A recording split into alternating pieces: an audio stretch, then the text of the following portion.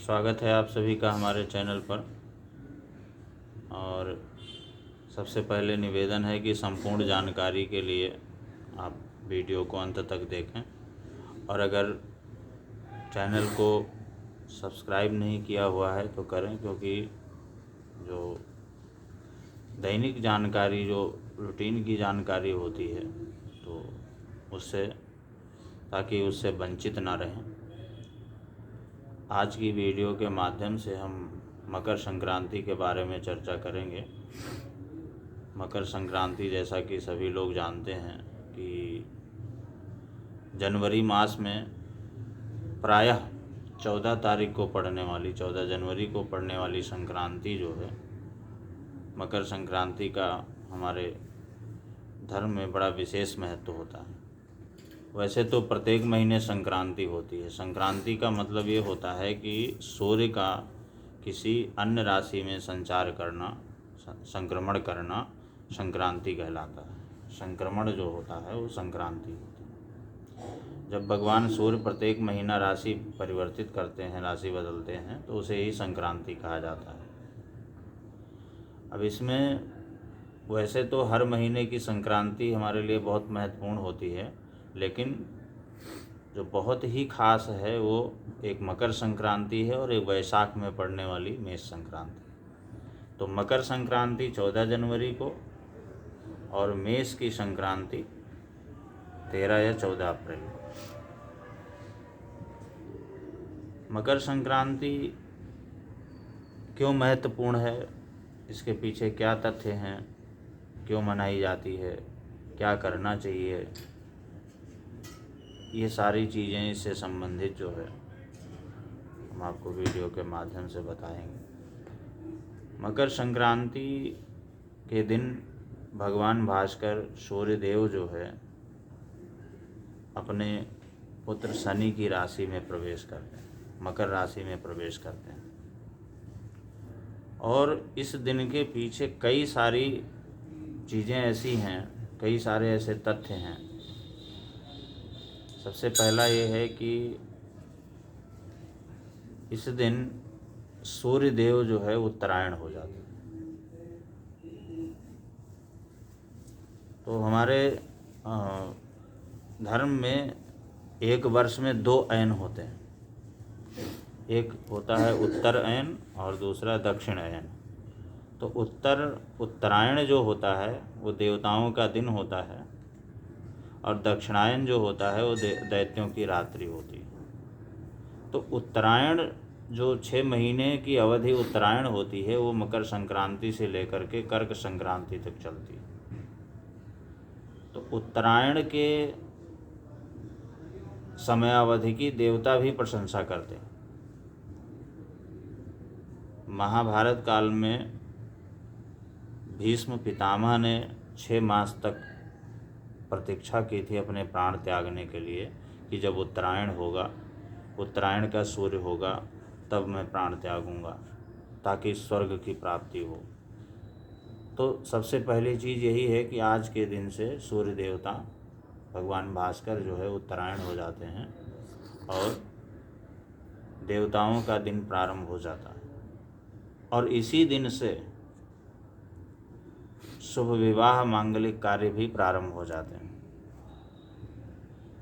दूसरा तथ्य जो है मकर संक्रांति के पीछे ये है कि आज के दिन ही महाराज भागीरथ की तपस्या से माँ गंगा का अवतरण पृथ्वी पर हुआ था। तो इसलिए मकर संक्रांति का विशेष महत्व है। और सबसे ज़्यादा महत्व इस दिन गंगा स्नान करने का। ऐसा कहा गया है कि मकर संक्रांति के दिन जो कोई भी व्यक्ति गंगा स्नान करके खिचड़ी, तिल, घी, कंबल, वस्त्र, अन्न आदि दान करता है तो उसे एक अश्वमेध यज्ञ के करने के बराबर पुण्य की प्राप्ति होती है। मकर संक्रांति की समयावधि में अगर 3 बार गंगा स्नान कर लिया जाए तो अश्वमेध यज्ञ के बराबर की पुण्य की प्राप्ति होती है। इस दिन खिचड़ी दान करने का तो विशेष महत्व है भी, खिचड़ी खाने का भी विशेष महत्व है। और गुड़, इसके अलावा गुड़, घी, कम्बल, ऊनी वस्त्र, घी और खिचड़ी आदि दान करना चाहिए। और साथ साथ में इस दिन खिचड़ी दान करने से जो हमारे ग्रह हैं, जो उनकी भी अनुकूलता प्राप्त होती है। अगर जैसे किसी की कुंडली में शनि ग्रह प्रतिकूल फल दे रहा हो या सूर्य ग्रह जो है प्रतिकूल फल दे रहा हो, तो उसे विशेष करके खिचड़ी का दान करना चाहिए। काले उड़द की खिचड़ी का दान करना चाहिए, गुड़ का दान करना चाहिए, ताकि सूर्य से जो भी पीड़ा है या सूर्य से जो भी दिक्कत हो रही है उससे अनुकूलता प्राप्त होती, निजात मिलती। इसके अलावा इस दिन भगवान सूर्य की विशेष रूप से उपासना करने का विधान बताया गया है कि सूर्य पुराण का पाठ करे, सूर्य के नामों का जप करे, आदित्य हृदय स्तोत्र का पाठ करे। तो किसी की कुंडली में अगर सूर्य कमज़ोर है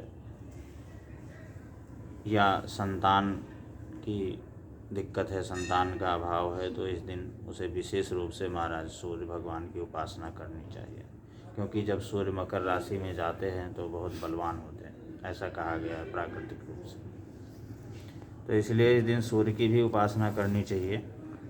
और इसी के साथ में खरमास की समाप्ति हो जाती है।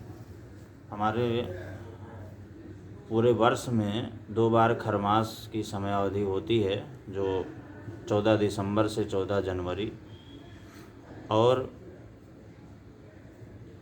13 मार्च से 13 अप्रैल, ये दोनों तिथियां फिक्स हैं।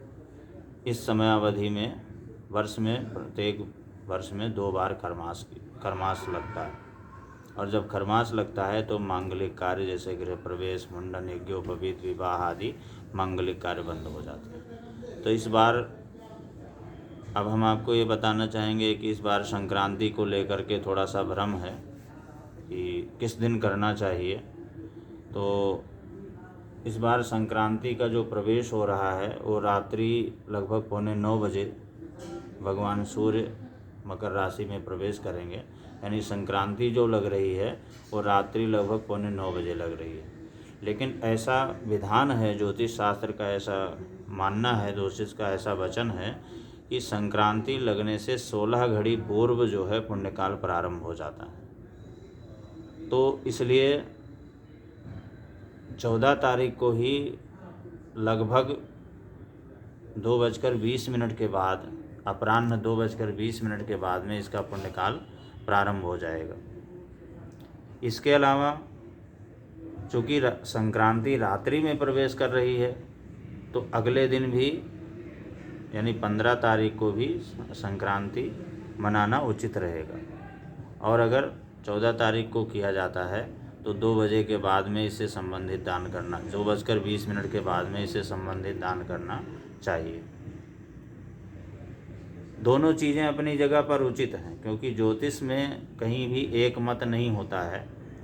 तो अगर कोई 14 को करता है तो उसे दोपहर अपराह्न काल में 2:20 के बाद करना चाहिए, और अगर कोई 15 को करता है तो प्रातः काल से ही उसका पुण्यकाल शुरू हो जाएगा, क्योंकि ऑलरेडी पहले से ही संक्रांति जो है सूर्य भगवान मकर राशि में प्रविष्ट हो चुके होंगे। तो इस बार 2 दिन का संयोग बन रहा है, अगर कहा जाए तो संक्रांति के पुण्यकाल का जो संयोग बन रहा है वो 2 दिन का बन रहा है, 14 तारीख को भी और 15 तारीख को भी। वैसे तो महीने भर इस संक्रांति का वो होता है, तो महीने भर भी अगर ये सब संबंधित वस्तुएं दान की जाएं तो उसका पुण्य फल प्राप्त होता है। लेकिन खास करके जब संक्रांति का जिस दिन प्रारंभ होता है उस दिन इसका विशेष महत्व होता है। और साथ में दान और खिचड़ी खाने का महत्व तो है ही है, गंगा स्नान का भी बहुत बड़ा महत्व है। और गंगा स्नान करके इस दिन भगवान विष्णु के मंत्रों का जप करना चाहिए, सूर्य के मंत्रों का जप करना चाहिए, शनि के मंत्रों का जप किया जा सकता है, और साथ में विष्णु सहस्त्र नाम का पाठ, आदित्य हृदय स्तोत्र का पाठ, शनि के मंत्रों का जप, भगवान सूर्य के मंत्रों का जप करना चाहिए। ऐसा करने से बहुत अधिक पुण्य की प्राप्ति होती है। और इसके अलावा मकर संक्रांति 12 संक्रांतियों में बहुत ही खास है, और अगर किसी की कुंडली में शनि से संबंधित कोई कष्ट है, दोष है, पीड़ा है, या सूर्य से संबंधित है, तो उसे इस दिन विशेष रूप से दान आदि और पूजन जप इत्यादि करना चाहिए। ऐसा करने से उसे बहुत लाभ मिलता है, क्योंकि समय पर सही समय में जो कोई भी व्रत, तप, यज्ञ, दान इत्यादि किया जाता है, उसका निश्चित रूप से बहुत ही अच्छा फल प्राप्त होता है। और अगर इस संबंध में, संक्रांति से संबंध में, या इस दिन क्या किया जाए, इस संबंध में आपकी कोई जानकारी करना चाहते हैं, कोई इच्छा है जानकारी करने की, तो आप हमारे दिए हुए नंबर पे हमें संपर्क कर सकते हैं। बहुत बहुत धन्यवाद।